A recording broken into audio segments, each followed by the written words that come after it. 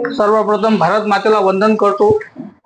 भारतीय राज्यघटनेचे शिल्पकार डॉक्टर बाबासाहेब आंबेडकर, राष्ट्रसंत गाडगे महाराज, छत्रपती शिवाजी महाराज, सावित्रीबाई फुले यांना सर्वांना वंदन करतो आणि वंदनीय बच्चूभाऊ कडू यांना, तुषार दादा पुणकर यांना पण स्मरण करतो।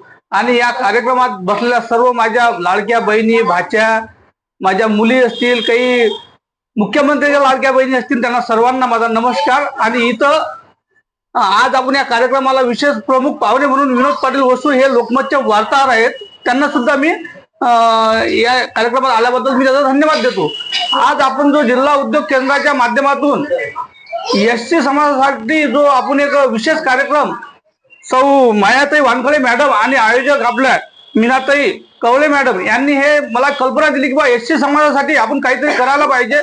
एससी समाजाच्या महिलांकरता आपण सक्षम त्यांना कसं त्याच्या पायावर उभं करता येईल, त्यासाठी आपल्याला एक टेलर चालू करण्याकरता आम्हाला जागा उपलब्ध करून द्या आणि 30 महिला आम्हाला द्या।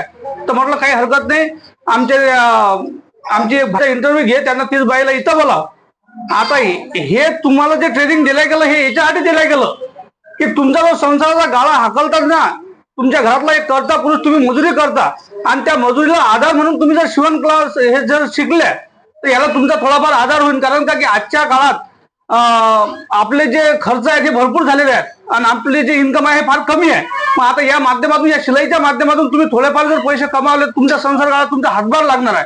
ह्या तुम्हाला सक्षम करण्याकरता आता आम्ही काही मुख्यमंत्री नाही की तुम्हाला लाडक्या बहिणीचे डायरेक्ट तुमच्या खात्यात पैसे टाकू, पण आमचं कसं आहे की आम्ही तुम्हाला एक ट्रेनिंग याच्या 1 महिन्याला याच्यासाठी दिलं गेलं की तुम्ही काहीतरी तुमच्या स्वतःच्या पायावर उभं राहायला गेलं पाहिजे। आणि याच्यानंतर तुम्हाला जर शिलाई मशीन बऱ्याच बाहेरकडे उपलब्ध नाहीत, पण जवळजवळ 1 ते 2 महिन्यात त्याची व्यवस्था पण मी सुद्धा तुम्हाला करून देणार आहे। त्यात 50% मी भरेल, 50% तुम्हाला भरावं लागतील। 1 ते 2 महिन्यात तुम्हाला हे मी करून देणार आहे। आता याच्यात काही उद्देश कोणता नव्हता, पण आज आमचे एक मित्र भेटले सकाळी, ते म्हणत हे एससी समाजच्या बाया आहेत, तर या एससी समाजच्या बायला तू हे ट्रेनिंग देऊन काय साध्य करशील, हे आपलं काही वोटिंग करतील नाही।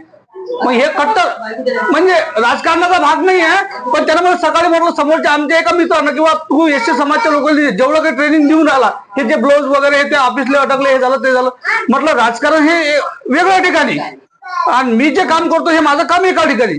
मला येणं वोटिंग दिलं पाहिजे या कारणासाठी मी यांना ट्रेनिंग दिलेलं नाही आहे, पण याच्या पाय उभे राहायला सगळं हे तर म्हणतील की जीवन म्हणून काहीतरी आमच्यासाठी केलं आणि आम्ही त्याबरोबर आपण 200 रुपये 400 रुपये आम्ही घरी बसला कमवून आलो, याच्यासाठीच आहे। वोटिंगचा विषय याच्यात कोणताच नाही आहे, पण लोक कोणत्याही गोष्टीला राजकीय वळण देतात, पण याला राजकीय वळणाची कोणती पार्श्वभूमी नाही आहे।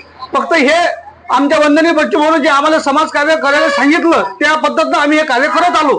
फक्त आता एवढीच आशा आहे, अपेक्षा आहे की तुम्ही काहीतरी तुमच्या पायावर उभं राहून चांगलं काहीतरी पैसे जमा करून ठेवा, नाही तर मग तुमच्यावर साठवून ठेवा, अडीअडचणीने तुमच्या कामात पडतील। राहिला विषय मशीनचा, तर मशीन तुम्हाला मी 2 महिन्यात सगळे मशीन तुमच्या 30 बाईला वाटप करणं ऐकायला लागला, तेवढं मी तुम्हाला आश्वासन देतो आणि सांगतो। जय हिंद, जय महाराष्ट्र।